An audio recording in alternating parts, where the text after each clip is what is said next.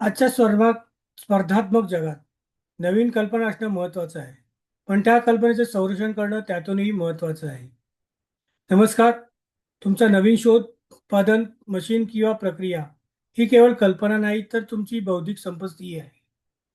आज आपण समजून घेणार आहोत पेटंट म्हणजे काय आणि त्याचं रजिस्ट्रेशन महत्त्वाचं का आहे आणि त्याबद्दलची प्रक्रिया. पेटंट म्हणजे काय?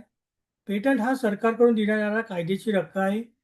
तो एखाद्या नवीन उपयुक्त किंवा नाविन्यपूर्ण शोधावर दिला जातो आणि पेटंट मिळाल्यावर इतर कोणीही तुम्हाला तुमचा शोध परवानगीशिवाय तुमच्या वापरू शकत नाही किंवा विकू शकत नाही.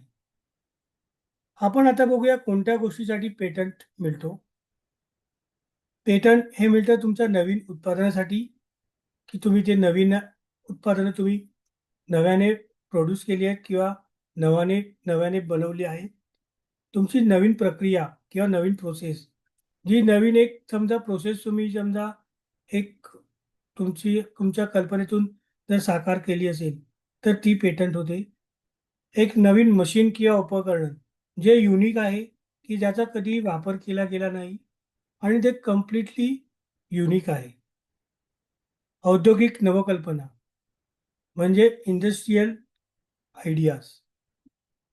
इंडस्ट्रियल आयडियाज या वेगवेगळ्या असतात. त्यामुळे काही औद्योगिक फायदेही त्याच्यातून मिळतात. आणि पाचवं आणि शेवटचं म्हणजे टेक्नॉलॉजीवर आधारित सोल्युशन्स. ह्या 5 गोष्टी आपल्याला पेटंट करता येतात. मात्र कल्पना, नैसर्गिक शोध किंवा गणितीय पद्धतींना पेटंट मिळत नाही. आपण आता बघूया पेटंट आवश्यक का असते.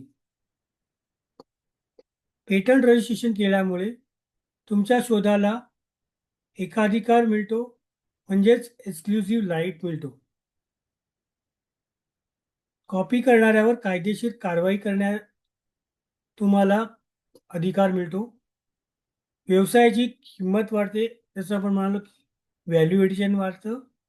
आणि गुंतवणूकदारांना म्हणजे तुमच्या इन्व्हेस्टर्सना तुमच्याबद्दल एक विश्वास निर्माण होतो, एक ट्रस्ट निर्माण होतो. आणि स्टार्टअपसाठी मोठा स्पर्धात्मक फायदा मिळतो. तसं म्हणतात की त्याला कॉम्पिटिटिव्ह ॲडव्हान्टेज हे स्टार्टअपसाठी मिळतं, जर त्यांनी त्यांचं पेटंट रजिस्टर्ड केलं असेल.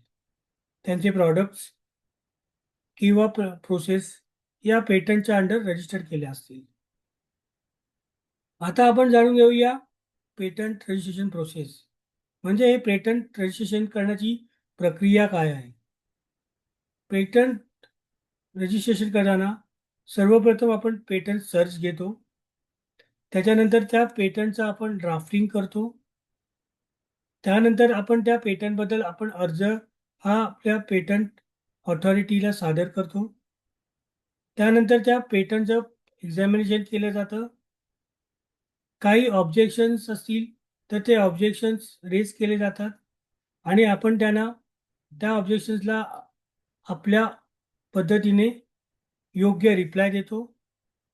आणि हे सगळं झाल्यानंतर या सगळ्या प्रोसेसिंगचे पूर्णता झाल्यानंतर आपल्याला पेटंटचं सर्टिफिकेट मंजूर होतं. ही प्रक्रिया तांत्रिक आणि कायदेशीर असल्याने तज्ञ मार्गदर्शन आवश्यक असते. रजिस्टर्ड पेटंट अटर्नी जे पेटंट रजिस्टर्डमध्ये काम करतात, पेटंट सर्चपासून ते ड्राफ्टिंग आणि रजिस्ट्रेशनपर्यंत संपूर्ण प्रक्रिया सोप्या, जलद आणि विश्वासार्ह पद्धतीने पूर्ण करून देतात.